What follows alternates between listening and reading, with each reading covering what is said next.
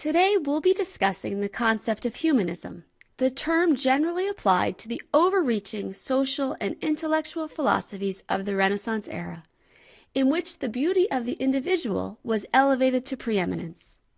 To put it in simpler terms, humanism is the belief that man has beauty, worth, and dignity. Therefore, life here on earth should be cherished rather than simply endured. Before we delve headlong into humanism and the effect it had on the individual, we must first discuss the reason behind its development. During the Middle Ages, between about the 3rd and 13th centuries, life and culture were primarily focused on the church and religion. However, toward the beginning of the 14th century, the power of the church began to greatly decline. This decline is the main reason for the development of humanism, as people became less interested in thinking about God, the afterlife, and the saints, and more interested in thinking about themselves, their natural world, and the here and now.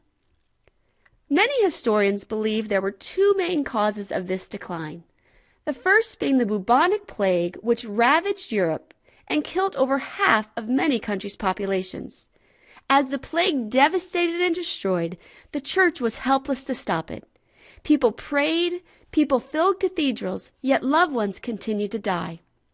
This led many to disenchantment, causing them to seek out other explanations beyond the spiritual for human suffering and loss. The second, and perhaps most profound reason for the decline of the church was the rise of the market economy. As money began to be amassed through trade, the power of the church declined even more. From this rose city-states and monarchies governed more by economy than religious restriction. All in all, the church became too stuffy, too impractical, and too rigid. Thus, it was replaced with the secular human's capacity to learn, create, and especially enjoy. In short, it was replaced with the idea of humanism, where the study of human progress and human nature is at the center of all things. Now that we've covered the reason for the development of humanism, we can dive into what this actually meant for the individual in the areas of independence and interests.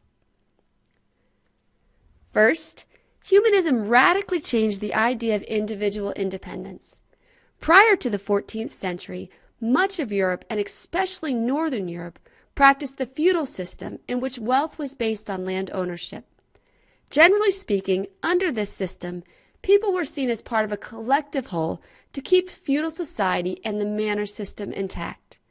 Serfs, or the poor workers, were tools used by the wealthy to work their landholdings and keep their wealth intact. Adding to this imprisonment of sorts, the church believed that to be concerned with yourself and your rights was nothing more than arrogance, rebellion, and sin. One should only be concerned with obeying the rules and following them without question.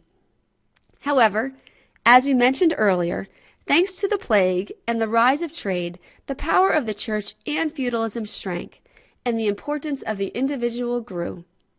Man and human nature were no longer seen as totally sinful and in need of punishment, but instead as independent, beautiful, and individual creations of God.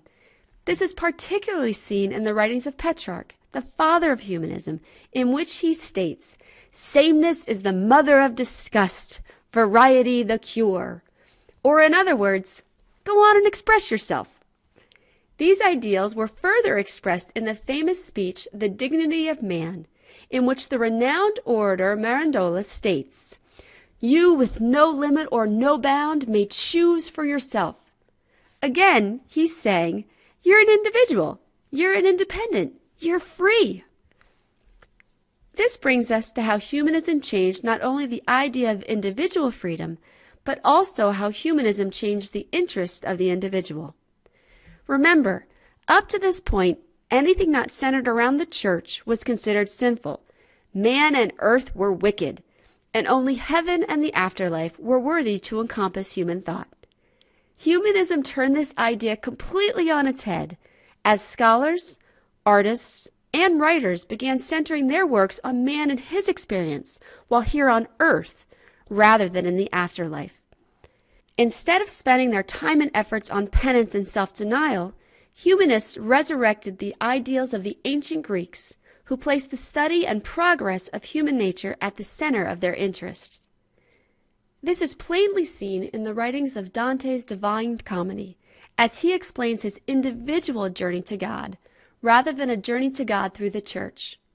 This led many to be curious about a personal relationship with God, rather than a religion sculpted by the church.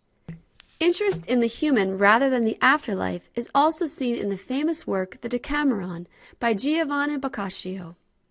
In this humanistic writing, 10 young people fleeing the Black Death hide out in an abandoned villa and fill their days and nights by telling each other rather racy and torrid tales of love and romance. Ironically, during a time of such great death and crisis, the author chooses not to have their interest turned toward the medieval church ideals of repentance and penance, but instead to enjoying the moments in which they live. Again, humanism wins the day as the individual chooses to enjoy the human story rather than the old church ideals of pain and punishment. And this, in itself, summarizes the beauty of the individual in the eyes of the humanist.